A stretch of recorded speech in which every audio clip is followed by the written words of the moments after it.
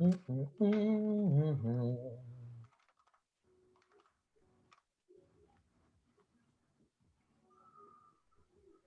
right, guys, if you're joining us on Facebook, we're going to get started here just a few minutes.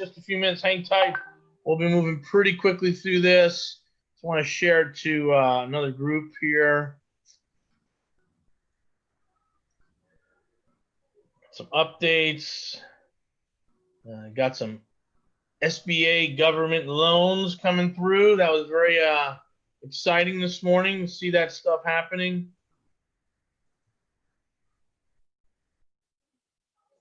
We had a great Airbnb class on Saturday, and we did record it. So if you guys want to, Illinois, there you go. Beautiful. 2 hours south of Chicago. Good for you, Susan.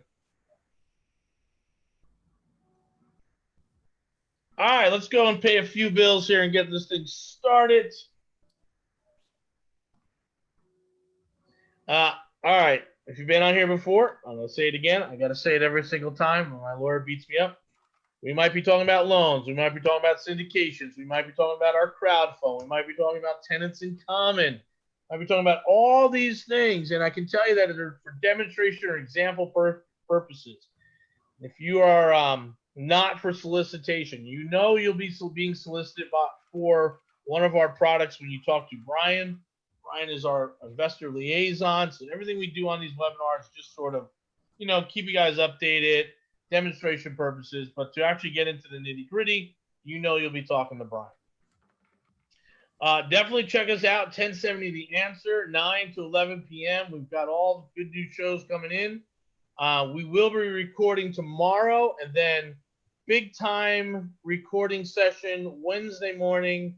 Super special secret announcement. Make sure you guys are setting your notifications on Facebook for Robert or Jason, or on Mr. Texas Real Estate Group. And if you don't have a chance to watch it live, definitely listen to the radio that night. So Wednesday, we got some big time stuff together going on, and tomorrow we'll be doing some updates as well. Again, that Facebook group is Mr. Texas Real Estate with Jason Bible and Robert Orfino. Make sure you join. All our latest stuff is posted there.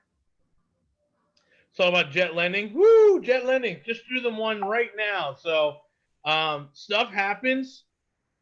We had a private lender we thought for sure was lined up to do the deal. We were kind of happy with everything was moving forward, and then just got an email late last night says, hey, sorry guys, I'm a little overextended. When I took a look at where I was, I don't feel comfortable lending out, the $440,000.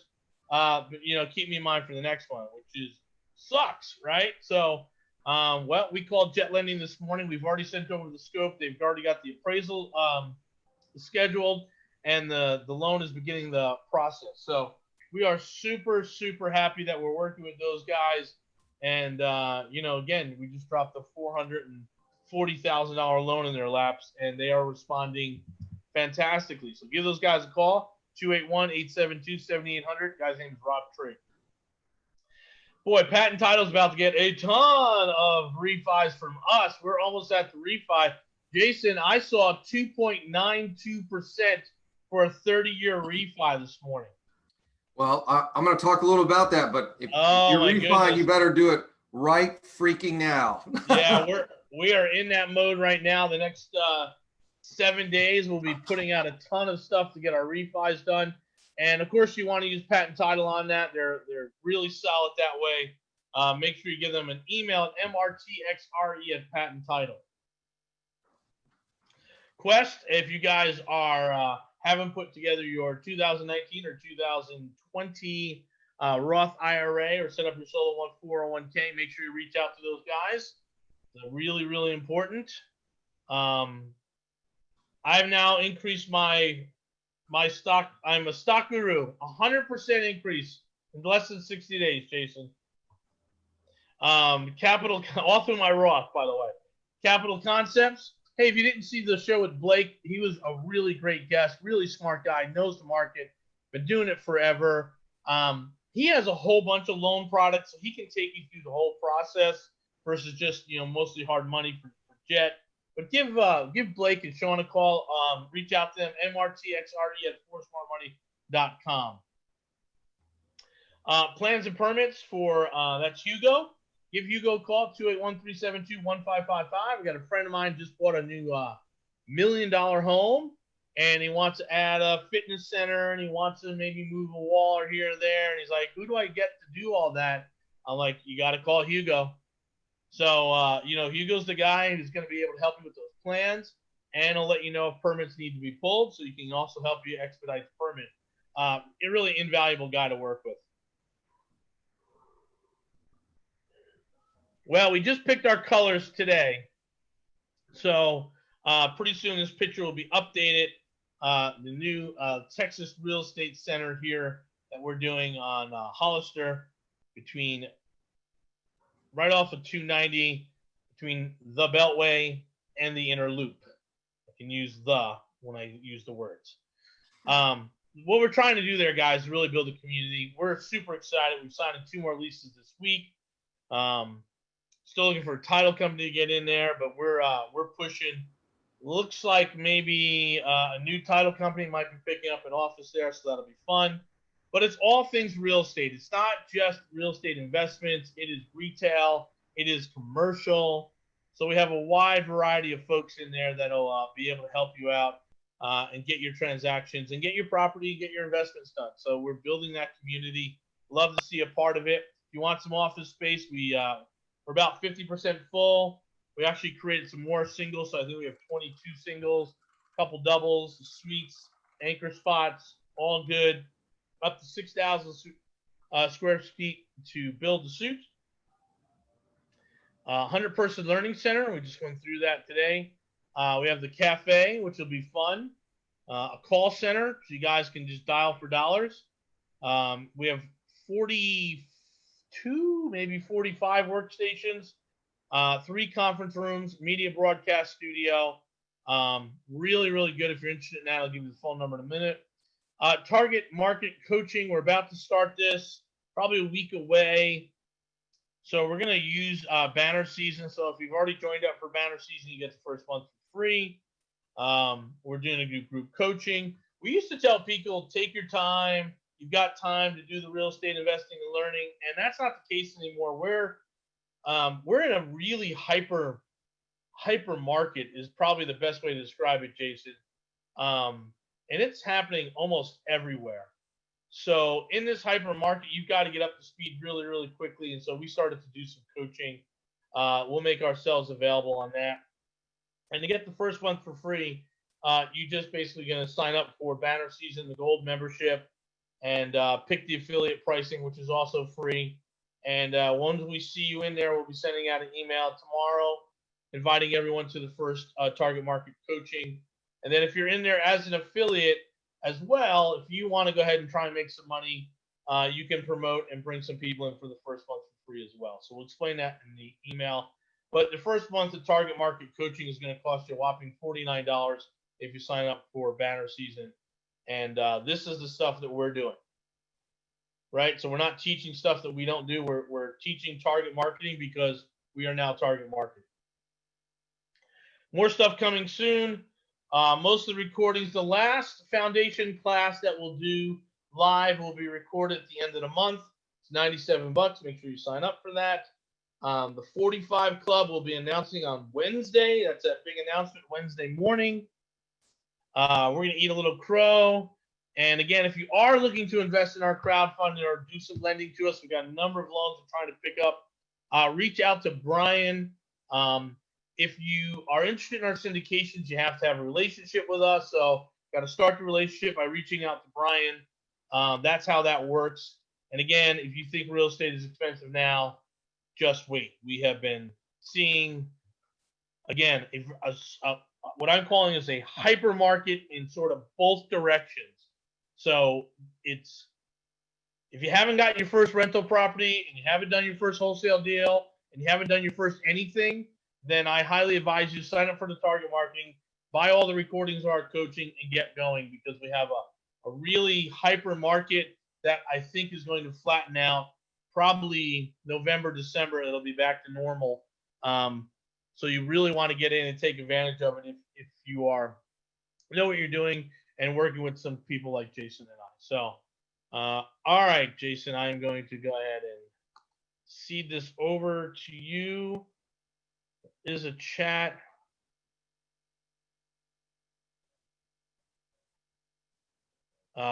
Jason is absolutely. Let me do this real quick. Let me give you that link for banner season. And if, by the way, if we use it for private lenders, if you are not using banner season for your private lenders and staying in touch with all those guys, it is it's pretty critical. Once you see what we can do with that, $49 to sign up. Again, we're off and running in that stuff. So please, if you're interested in the target marketing, just sign up for that. And it's the stuff that we're doing. I mean, when we talk about target marketing, we're picking in a 12-block radius in Corpus Christi, and maybe when we narrow it down, there'll be 50 houses that we want to buy there, and we're able to hit those guys 6 times in 6 weeks for $100, something like that. That's real target marketing, not the one and done or the 2 or 3. We really sort of focus in on our markets. And again, we may be looking for a total of 250 properties across 6 different marketplaces. And again, at $250, and then banner season gives you the postcard for free. You just got to pay the postage. You're at less than $100 a mailing. And so you can do a $500 marketing budget per month, and you'll get 5 touches on those people. And that's really the critical thing that worked with target marketing versus people we know who are sending out 8,000 postcards a month. We don't believe it. We don't think it works. You're missing the target. I get property postcards in the mail here all the time, and I'm less than 2 years in my house. I'm like, why would you think I'm going to sell my house? And the reason is because they don't know how to target market. They don't know how to hit the market up right. They're constantly using cheap 3x5 yellow postcards versus the 6x4 color on one side, printed on both. It is a much, much stronger postcard and presentation. It looks a lot more professional, as well as, we're doing the tried and true, we're picking 6 farms, if you will.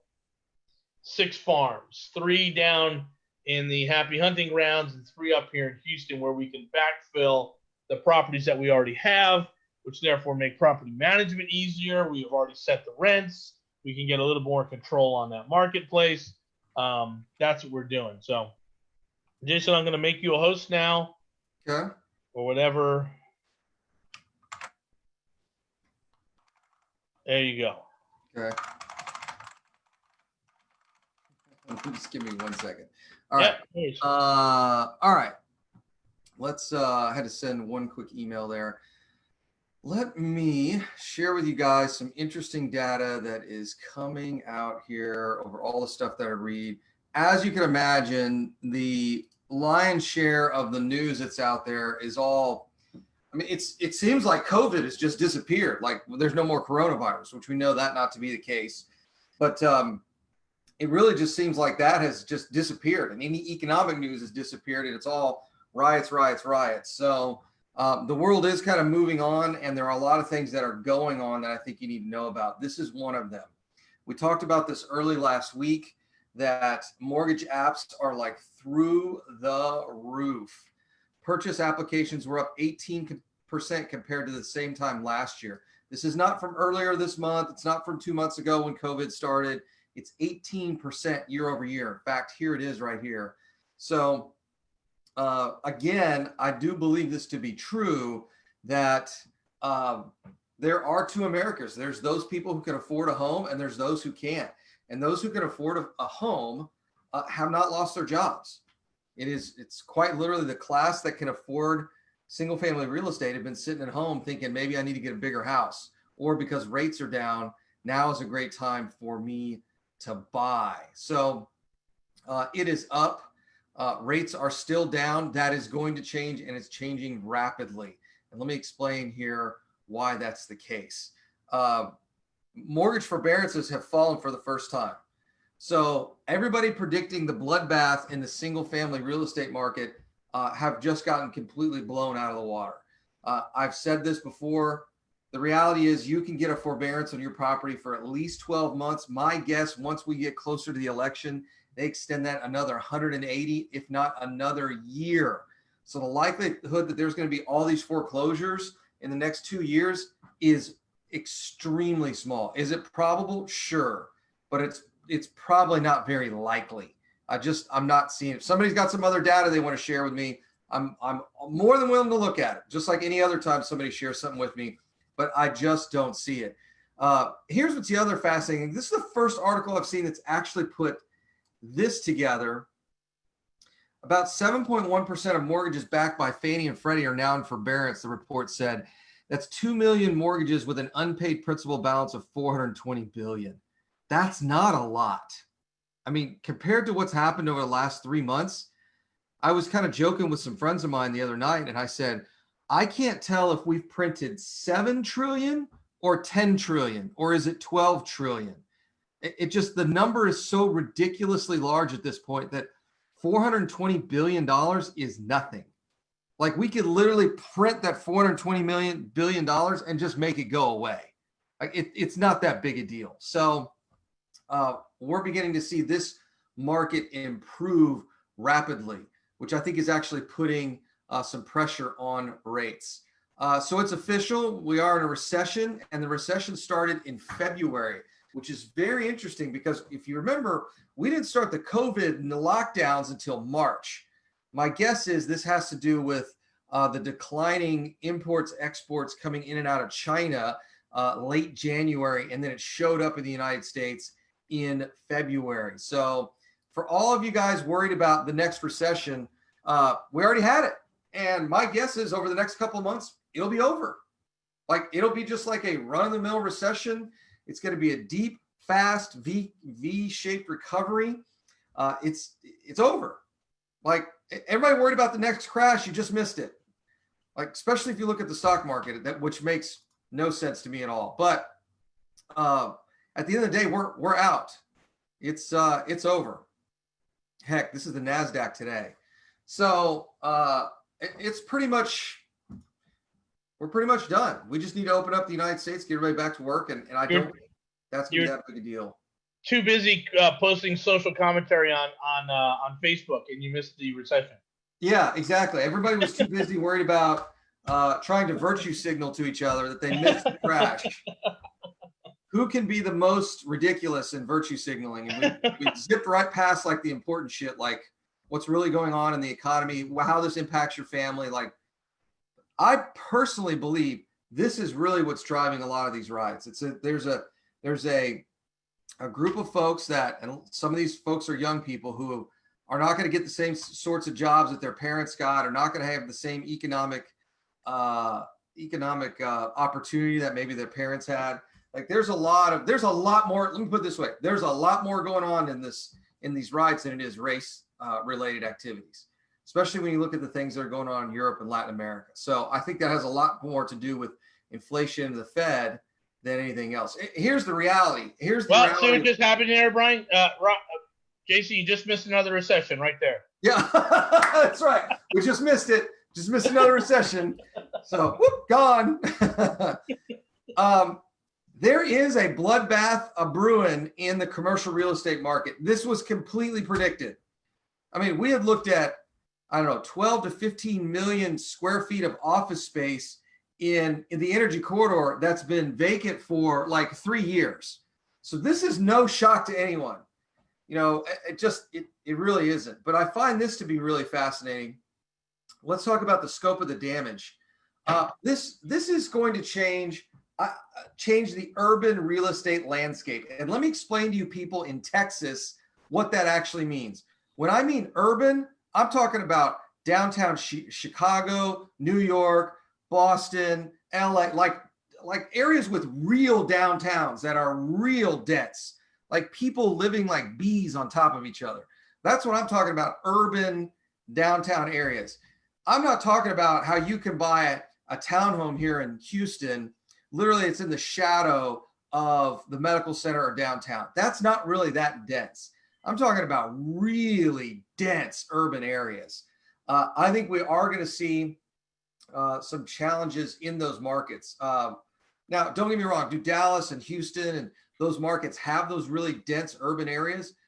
We do, but they're only a couple of blocks, and they're Class A real estate that 99% of you guys are not going to own unless you're investing in these REITs. It's just because the developer calls it the town center in Sugarland or the Woodlands, that's not the town center. No, that's not. Yeah, there's not going to be a there's not going to be a bunch of people leaving Sugarland Town Center or Memorial City Center because because of urbanization and all that. Like that's not that area, right? I mean, we're talking about like Class A real estate, really expensive areas of town. And these people are going to be moving into areas like, be quite honest with you, they're going to be moving into areas like the Heights. They think a 5,000 square foot lot is like, living on a farm. Jason, I have $1 million worth of real estate on the market right now in New Jersey because they're leaving New York City. Yes. That's exactly what's happening. Jersey and Philly. I saw a report out of Philly that said it was just the market was crazy hot. And it was guys that were like, we're done with New York. Yeah, I said to my agent, hey, do I need to go in and paint rent? He's like, no. We're gonna be done here in about 2 weeks. I'm like, great, thanks. Yeah, it's perfect. So I think some of these higher end REITs are going to have some problems. Commercial real estate is going to have some problems. Now, let me explain to you guys what I think is going to happen in Texas. I was chatting with a buddy of mine Friday. We had a little happy hour. And if you are looking for warehouse or industrial space, Texas is going to be hot. I think you're going to see a lot of businesses relocate manufacturing and storage facilities here to the United States to build and store products because of all the nonsense that went on with COVID. I read a story last week that the Chinese government went in and retested everyone in Wuhan to root out the last couple of cases. By the way, that's 12 million people. That's like half the size of the state of Texas. So I think a lot of these manufacturers are getting wind of, maybe it's not so cheap to do business in China. It makes a lot of sense to start doing business here in the United States. Now, if I add a little social commentary to that, they're not doing it in states right now. They're allowing downtown urban centers to be looted and burnt to the ground. Businesses are just not going to invest in those marketplaces. So they're looking for stable marketplaces. They're looking for places where they can invest and they don't have to worry about the taxation or getting their police department abolished or any kinds of crazy crap that you're reading right now. These businesses are going to invest a lot of money in these states, and they really don't like that sort of uncertainty. However, I think if you're invested in any of these REITs right now, I'd really be giving them a hard look. If there's one thing this crisis has taught us, the most important asset you own is your single family home. Because when it all goes to pot, at least you've got a roof over your head. You can work out of it. You can live in it. It can be your home base. It is, I think, completely, and let me talk about it on the investor side. I could bring these articles up if you want. There's a ton of them out there that there are a ton of lawsuits that have been filed last week and are being filed this week against companies like Nike, Apple, The Gap. All those companies are being sued by their landlords. We have friends of ours that are investors that are invested in triple net Class A leases like Walgreens, CVS, these malls, and all of their Class A tenants said, go pound sand, I'm not paying you. And the irony in this is everyone assumes that the single family asset class is more risky than these Class A tenants. And everyone found out this last 3 months, that's not the case. So I think you're going to see a huge shift in investors that are investing in commercial REITs to go into residential. Because I think from here on out, everyone's like, you know what, maybe this commercial game is over for the big stuff. I'm not talking about the Class C or Class B stuff like Rob and I buy. There's always going to be a need for for office space. There's none of this. Everyone's working from home for the rest of their life. That's nonsense. But there's going to be some impact here. This is an interesting article here. Mortgage-backed security market is getting really interesting, and rates are starting to go up. I don't buy completely that there's going to be this bedlam and this huge rise in rates. I still think they're going to stay relatively low because, again, what gets us out of recessions is real estate and construction. And for rates to stay low is a huge advantage for those of us in real estate. So, but I will tell you this, if you got stuff that needs to get refied, you need to do it right now. Do not wait. You need to do it right now, today. Like, it needs to happen today. If you're going to wait, if you don't have a choice to wait, then you got to wait. But I'm going to see rates rise, at least in the near term. Now, a little commentary here with regards to the election. If Trump is reelected and Fannie and Freddie come out of conservatorship and go back to being a private company, I can just about guarantee 99.999% that rates are going to go up. Now, if Biden wins, I have no idea what's going to happen. In fact, nobody really does.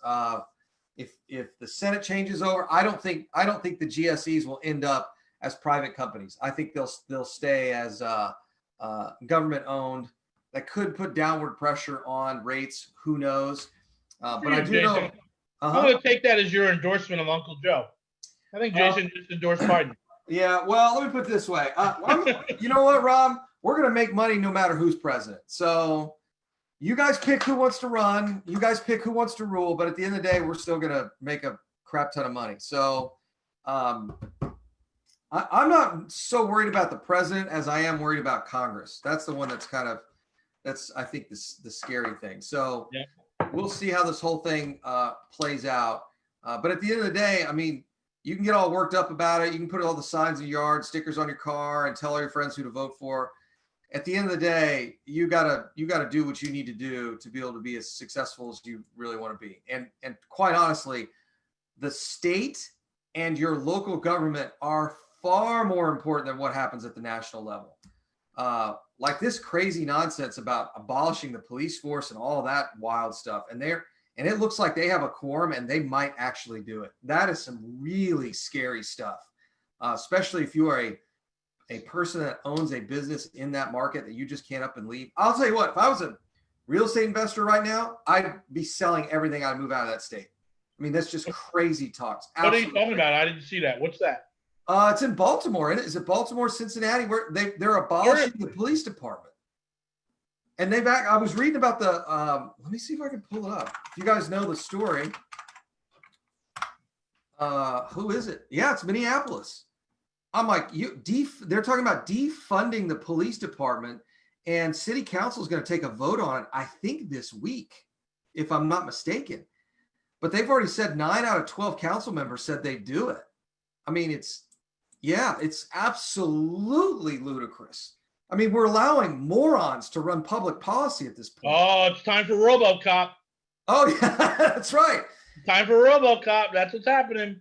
Yeah, and I don't know if it was Minneapolis or where it was, but those other two guys that older gentleman that they pushed down, they fired those 3 guys, but then like 40 cops resigned the next day.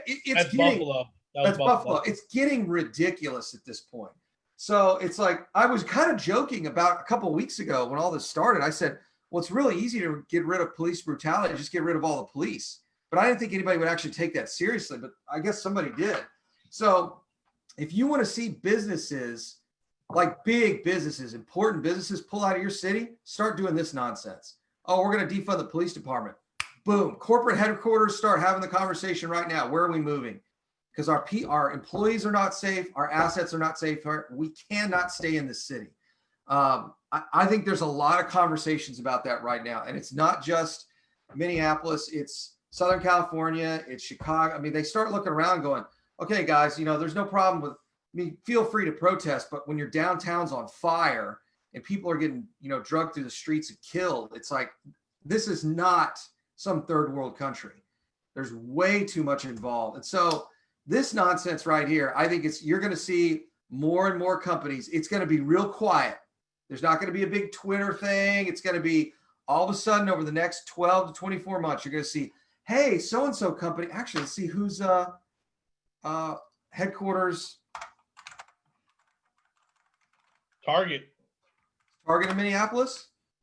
Yeah, it's a bunch. The company's based in Minneapolis, St. Paul. Yep. Let's take a look. Ameriprise Financial, gigantic. Yeah. Look at all these. Oh, Target is, yeah. Pentair, that's a big company. These companies will start pulling out.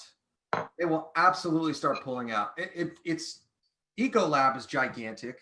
They'll start pulling out because it's too unstable. It's way too unstable. So that's great. People can protest and all that. But if you're talking about getting rid of law enforcement, all that, and the city council is actually considering it, I guarantee you this, the men and women that run these companies start looking at each other going, what in the hell are we doing here? This is absolutely insane. So, all right. And in Houston, we've got like 5 types of police departments down here. Yeah, we have so many cops down here. I mean, it's really, they don't screw, you know what? And that's, God bless Texas, right? They'll let you play a little bit, but then it's like, all right, boys, we're not doing this anymore. Like, here's your little corridor you can protest in. There's going to be cops everywhere. I was at, I did an early dinner last week right there in the Galleria at Capitol Grill, and I driving back over the Heights. They closed down the Galleria Mall, and every single entrance had cops in it. There were cops in the parking lot. They're like, you're not doing this here. I was in Highland Village over there at Restoration Hardware, Williams-Sonoma, and a bunch of higher end places. It just boarded everything up. And there were cops in every parking lot. It's like, they don't play games down here. You can go and protest in the street. That's great. But once you get on that private property, there's probably an ass whipping coming. It's like, just stay off the private property. So that's good for businesses, and it's good ultimately for Texas. So this is very interesting. So this is delinquencies, although technically, I don't think anybody's really delinquent because everyone's getting forbearances. So I'm not sure how they calculate this. But I found this to be really interesting because I've not seen it reported anywhere else. The company reports mortgages as delinquent when a payment is missed, even if the borrower is in a forbearance plan, and many of those who are, 53% in April, continue to pay their mortgages. So even though these folks went into forbearances, a significant portion of them, more than half, are still paying their mortgages. So keep in mind when you hear these crazy huge forbearance numbers, again, the 420 billion that are in forbearance, over 220 million of them or 220 billion of them are still paying their mortgage. So it's not the bloodbath everybody wants you to think it is. And Rob, you and I have said that from the beginning. I don't believe these numbers. I just don't. 90% of GDP has been sitting at home watching the Tiger Show on Netflix. So I'm not buying that the world has completely imploded and there's no more need for consumer goods and nobody's buying real estate. Like the data has not said that. And the data still is not saying that. So again, don't get really excited about real estate. Oh my gosh, there's gonna be this huge crash. I'm gonna wait. There's not a crash coming, especially in Texas. In fact, let's talk a little about local real estate. Vegas, this is crazy. Vegas real estate sales down 49% and inventory down 22%. That's a crash. That is absolutely what a crash looks like. Down 50%, inventory down 22%. Now, what did it do here in Houston? We followed lockstep with a decline in volume and a decline in sales. This makes sense, right? We had literally the entire country was closed. We had a 20% decline, which in lockstep with listings and sales. Like, in other words, demand and supply both went down at the same rate. But that's not what happened in Vegas. Why? Because something Rob and I have talked about now for the last couple of months. Where are all of the unemployment numbers coming from? It's entertainment, it's hotels, it's restaurants, and Vegas is an epicenter for this stuff. So that's exactly what's going on. This is what a real estate crash looks like. That's what a crash looks like. In fact, they still haven't recovered from 2006. So that's what a crash looks like. We don't have any of that stuff here. So very interesting to read some of this stuff. here over the last couple of days. Because again, it's a lot of things that Rob and I have been talking about now for the last, I don't know, 2 or 3 months. Like, don't believe these crazy crashes and these crazy losses. It's just not going to happen. I found another article. It's not in here. I can't remember where it's at. But it actually talked about who are the biggest declines in the marketplace. Well, guess what? It's Las Vegas and Miami. 2 of the 3 places that we're going to buy a property for our travel club. So that's what I got. Let me pull up y'all's questions here. See what you guys have for us in the chat. Or not. Let me see the chat. Come on. I don't know why I can't see the chat. Maybe I got to turn the share off. All right. Oh, no, there it goes. Are other cities getting rid of their police departments? I have no idea. Brian says, and all the money printing. Yeah, so here's the money printing. So there's a rumor of another $1 trillion package coming out. $1 trillion.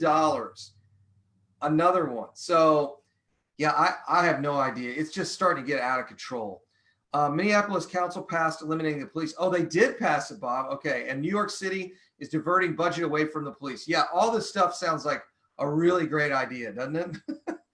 Troy says, good time to buy in Vegas. It's going to be.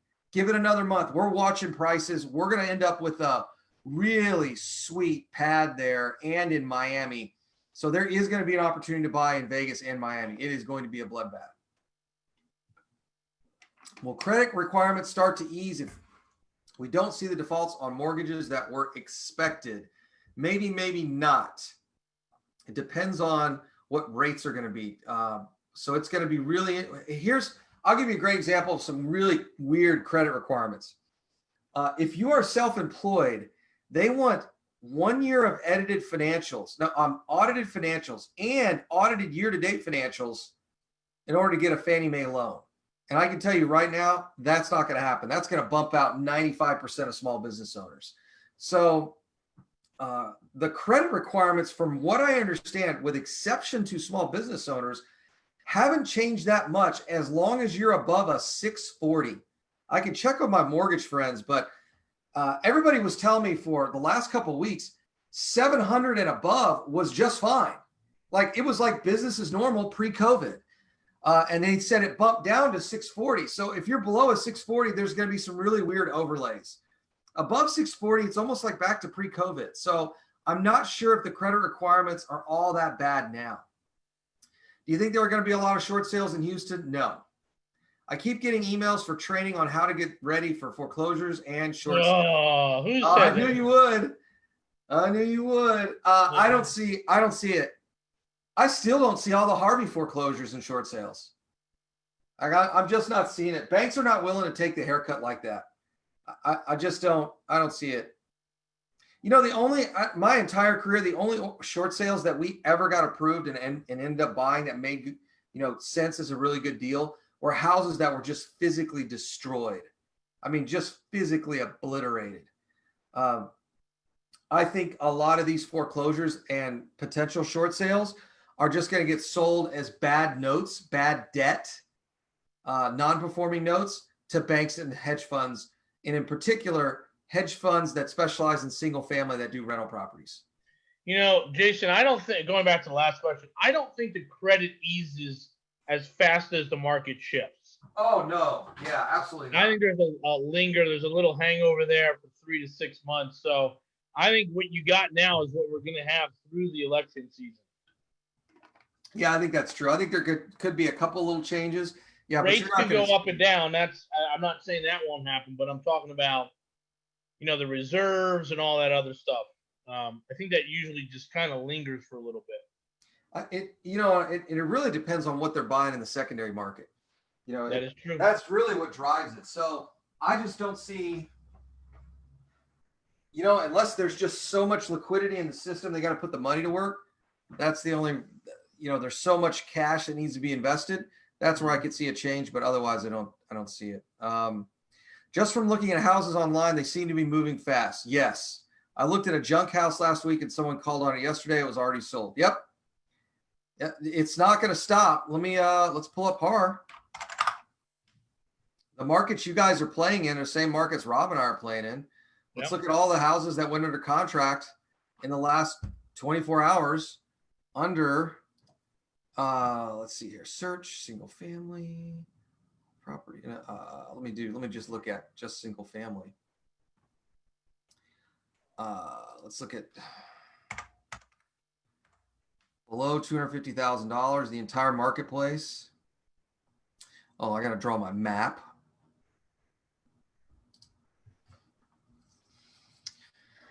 Let's draw the map. This is really the map here.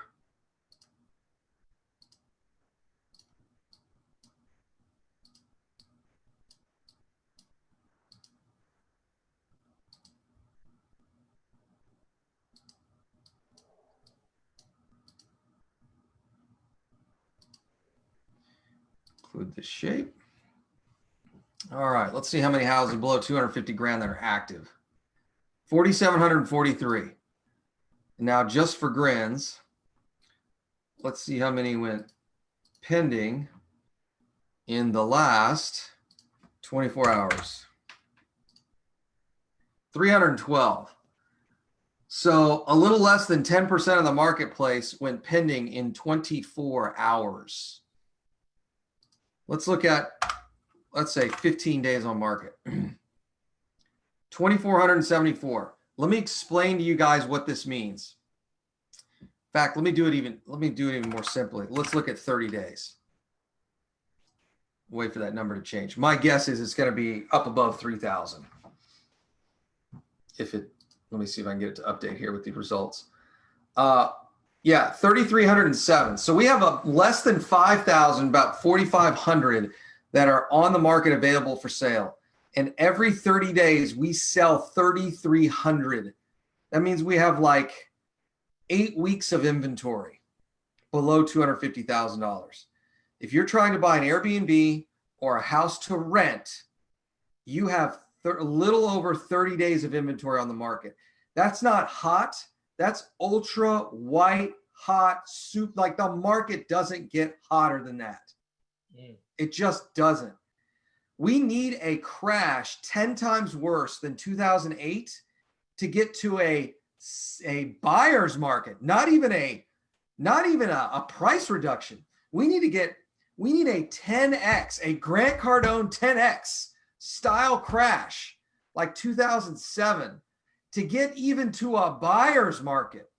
So if y'all are like, well, here's a really good price on a property, maybe I'll go look at it tomorrow. I don't know. I'm trying to figure my hard money thing out. And, I really need to go to another seminar on short sales and foreclosures. It's already over. No, whoops, it's gone. Yeah, whoops, gone. And this is going to accelerate. This is going to get faster.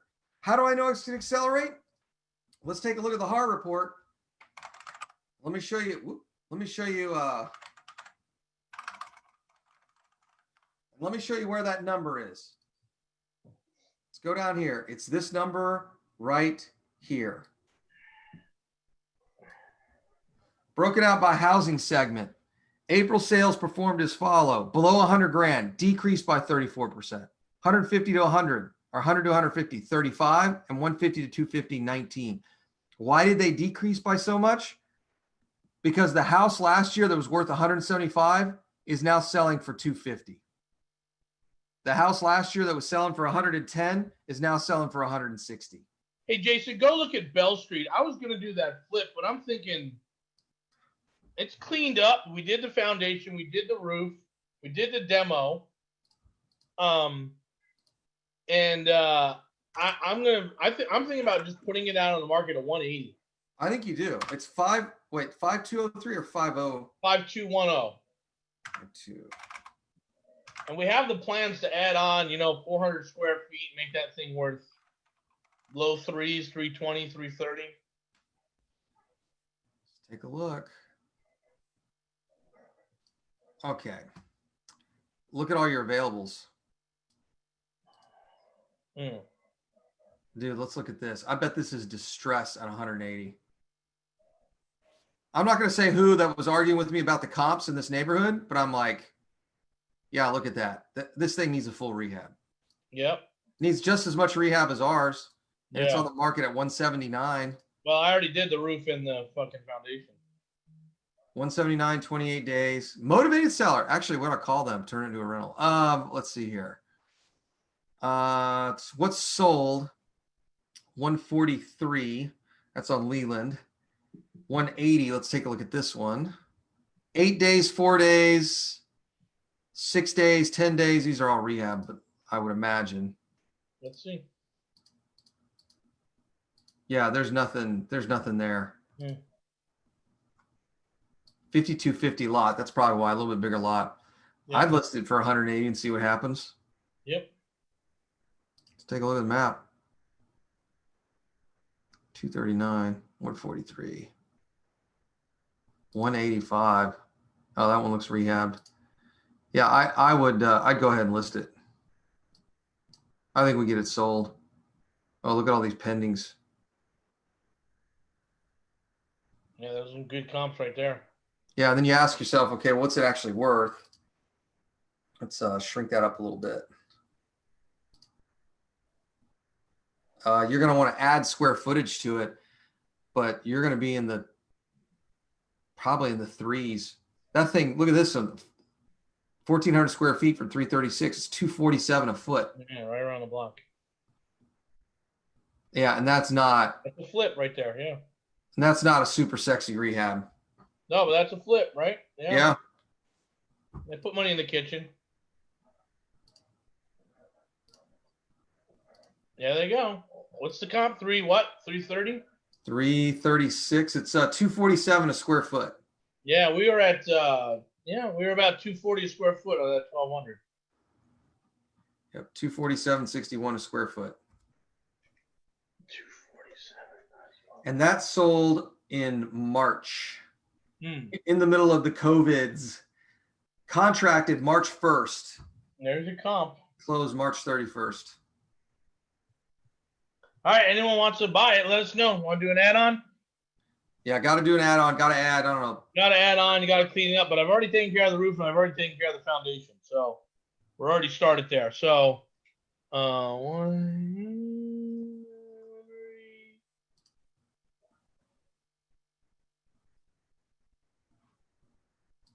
it's not Edo. It's Greater Eastwood. The Edo snobs will be telling you it's not Edo, but we call it Edo. Yeah, if it were Edo, it'd be 500 grand. Yeah. We'll do it 175 if you're just gonna buy it straight. No agent involved. 175. I had it about divided by 335. Yep. Low 70s ARV. It's good. No. Are cash out refis happening? No. The only special condition would be if you paid all cash and now you're just trying to get your whole investment back out. They'll lend around 60 to 60% loan to value. That's kind of a specialty thing right now. But if you had a hard money loan and the thing is worth 200 and you're only in for 110 and you're looking to get 70%, they're not going to do that. There's no cash out at this point.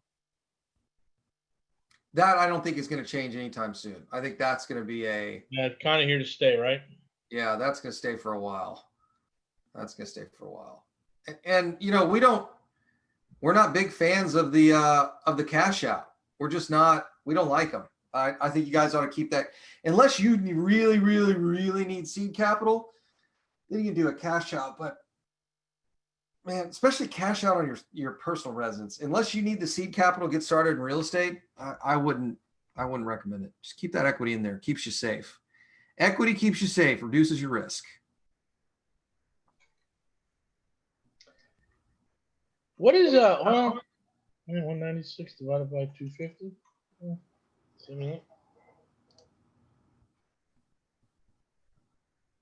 All right, guys. Any other questions?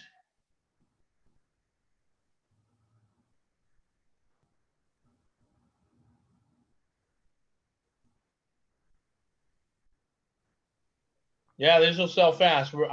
we'll put our thing out there by Friday. You'll see that listed, and I hope within a week we'll have that thing under contract. Mm-hmm.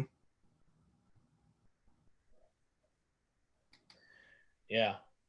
Someone was wrong on those ARVs. So. Not going to mention who. But the next time I see him in person, I'll say, "Hey, man, take a look at this." Yeah. So if you got something, get it on the market fast. Again, that's what we're doing up in Jersey. I got 2 properties, one going on for 400, one going on for 700, 1.1 million. I think I'm all in at 700,000 on it. So I'm really looking to get that taken care of. Clean up all my remaining debt. Yeah, that would be nice. Are those of us attending the Airbnb where will the recording be sent out? No. I recorded it because someone couldn't make it. It's going to be put into a package, but I do owe you the links, and I do owe you the 28th Street house that's going out there. What's your take on lease options as far as the hottest areas are concerned, as well as types of property? Hey. Lease options. Maybe they need to explain because there's 2 sides of the lease option. Are you leasing it, or you're leasing it with an option? I think anytime you are a landlord, you are in a great position. I would not want to lease option something to someone else, because I want the appreciation. But what do you think, Rob? Well, we like it. We like that option for Airbnb when you're doing their arbitrage. Yeah. You can find someone who wants to do that. And so, you can, it gives a lot of opportunity. But here's what they're not easy to do.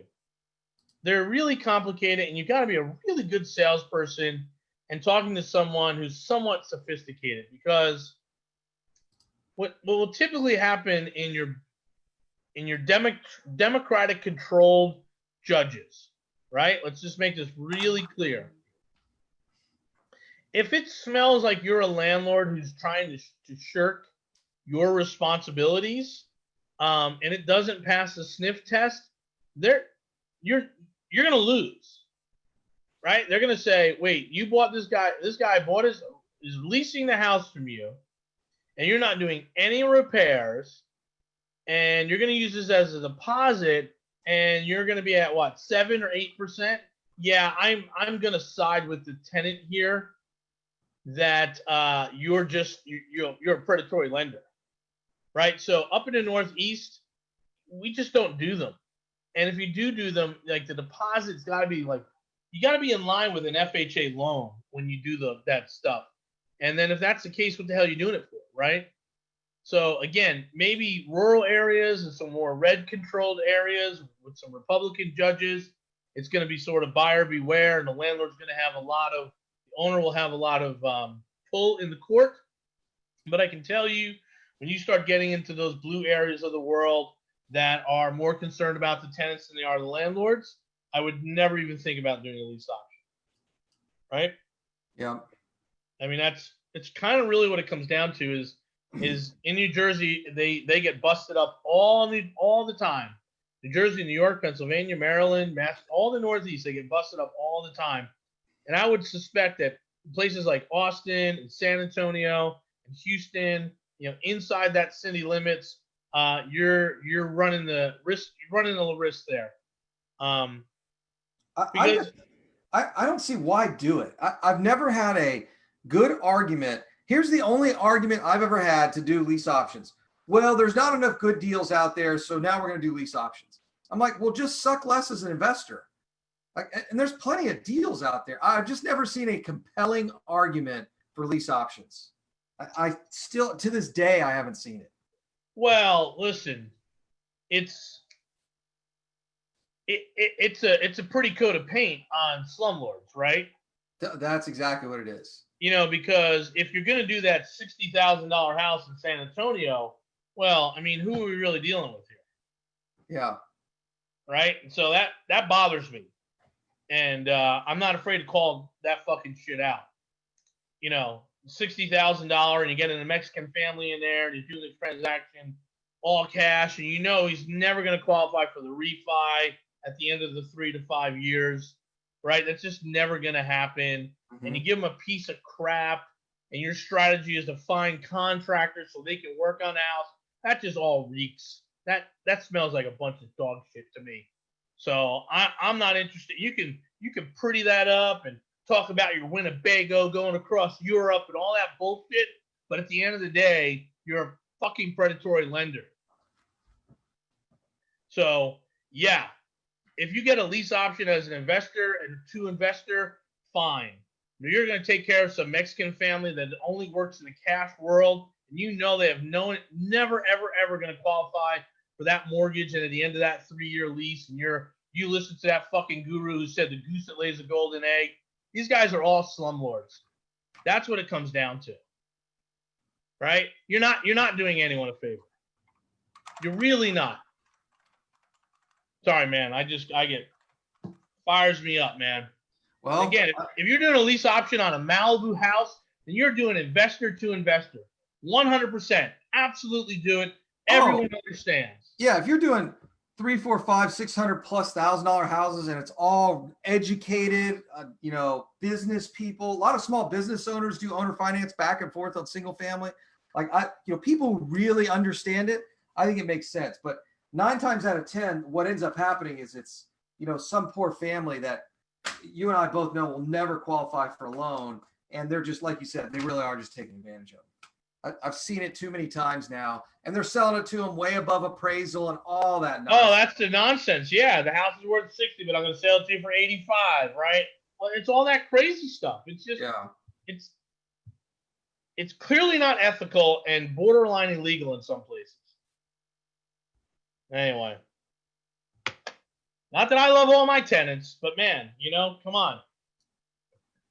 Yeah, but at least they understand what they're getting. They get it. We make them sign a lease and all that other stuff. Yeah. So sorry, I didn't mean to shit on your lease option. But I just bought the package. I know. Listen, when you're doing investor to investor, perfect sense.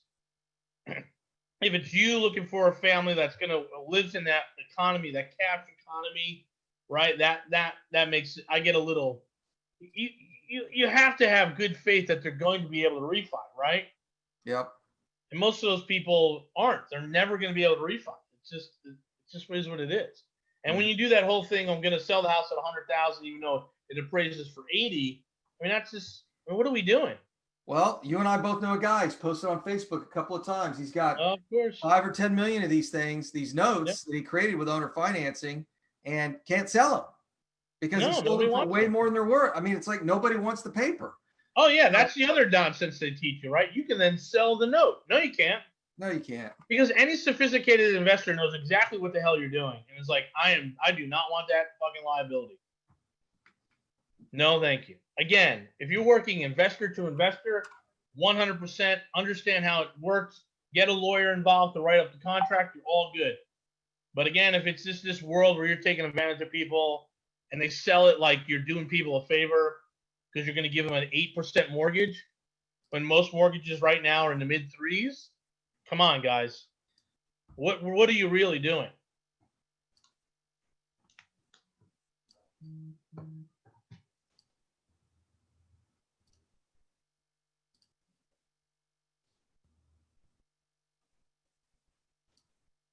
Yeah, like options for oil and gas and mineral rights and all that stuff. Yeah, I get it, and it is literally dirty business, right?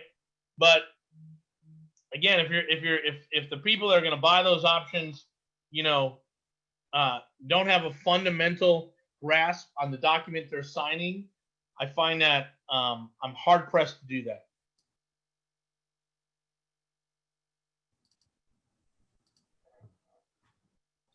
All right, I'm done. I'm gonna enough. I don't. I just went through like 5 gurus, like boom, boom, boom. Just boom, mentally boom. Going through all the gurus. Oh, and the worst guy. There's one guy who's a preacher, man. He's a preacher. Oh wow. Oh, something about his ministry. I'm like, you got to be kidding me. Yeah. There's a lot of shady dudes in this business. Mm. All right. I don't have anything else. I don't see anything up there, so I'm ready for lunch. All right, guys. Take care. Sorry for that little tirade.